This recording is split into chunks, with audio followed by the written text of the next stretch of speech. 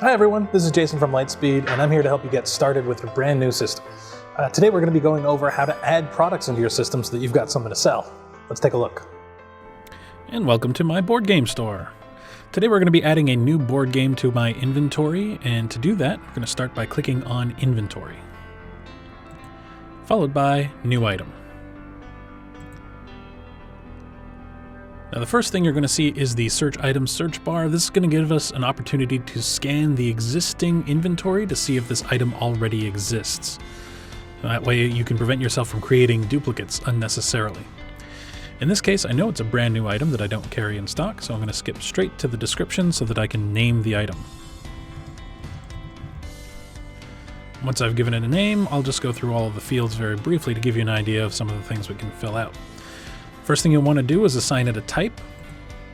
Single is the default item type, and that just means it's a regular single item that is sold on its own. You can get more details about these other types of items in our longer tutorial video on our help pages. But for now, in the interest of brevity, we're just going to add a starting quantity. Let's say my initial shipment was an order of 5 copies of the game. We'll give it a default price. You can see the MSRP and online price are filled in automatically, but you can change these if they are, in fact, different values. Say, if I'm giving a discount to my online customers.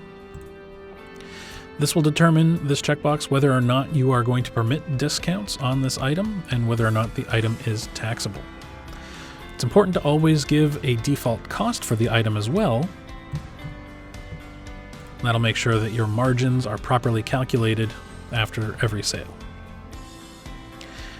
Once the item is created, it's going to generate a system ID, which is what the system uses to uniquely identify this item amongst all of the inventory. And when you print labels, it's going to print barcodes based on that system ID. But it's possible that the item already comes with a UPC on the box, and you can fill that in here.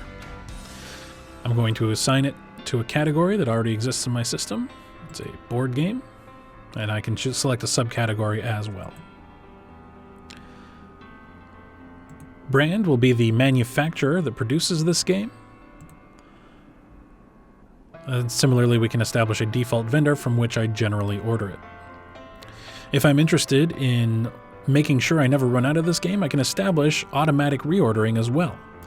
The reorder point will be the point at which automatic reordering is triggered.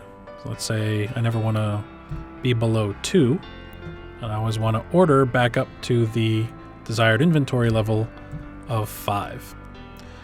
Now my other store doesn't get as much traffic, so I can settle for lower margins than that. So I'll select a reorder point of 1, and then we're going to reorder back up to 2 at that store.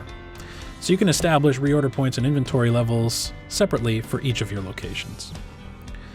This checkbox here will determine whether or not this item is going to appear on my online e-com store. And if I have any particular notes that I want to write about this product, I can do so down here. Once I've got everything filled out, I'm just going to save changes.